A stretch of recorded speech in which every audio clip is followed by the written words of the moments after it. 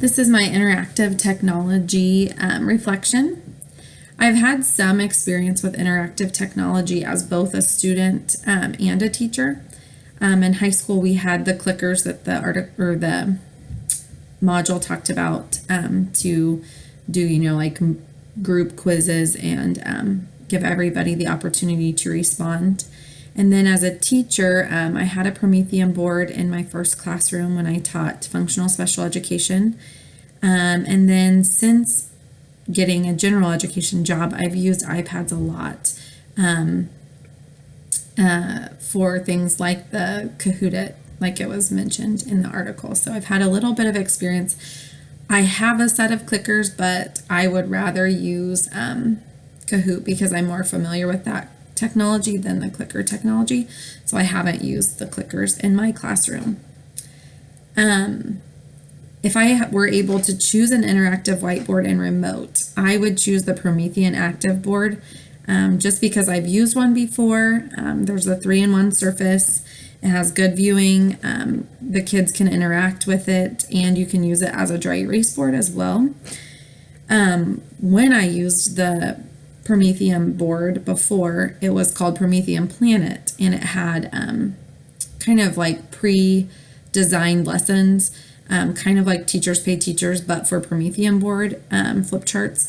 And so I did a little looking just to make sure that that was still a thing, and it's now called ClassFlow.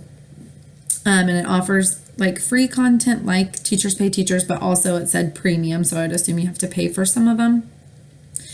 And instead of just offering the flip charts, which is what Promethean Planet offered before, it said that they offer flip charts, 3D models, simulations, PDFs, and PowerPoints on the ClassFlow website for Promethean boards. Talking about interactive apps, I like the most Kahoot because I've used it before, and I've seen time and time again how much the kids enjoy it. One of our go-tos for kind of holiday celebrations like Halloween or Christmas or Thanksgiving is a Kahoot quiz, and we get together and have the whole second grade in one room, and they partner up on our Chromebooks, and they get to do Kahoot. Like the Christmas ones are Christmas movie trivia, and so they love doing that. So they ask a lot of times, when do we get to do another Kahoot? So I would choose that one for sure. And I like it for other reasons, like that you can create your own assessment tailored to what you're teaching and your exact needs. Or like I mentioned before, if you're in a pinch or for holidays, there's a lot of Kahoots that are pre-made by other people. So you don't have to create the material necessarily. There are some that are created on there that people have shared or are willing to share. The one thing with the pre-created ones, I've found a couple that have inaccurate information, or maybe it's not really appropriate, or it's incorrect. So you want to make sure you know what they teach you. Make sure you look through it before you actually use it, because that can be kind of a surprise when the kids are like, what? And it's an incorrect answer, or it's something that doesn't really go with the quiz. So just make sure you check through them if you're going to use the pre-created ones. After reading that article, I found a couple things that I thought were really good and that I could relate to. One point they made that was using clickers increases the engagement because it gives students more opportunities to respond. And that was a huge part in lesson planning when I was in college. They would look for how many opportunities to respond there were in each lesson. And the more opportunities for each student to respond, the better the lesson was.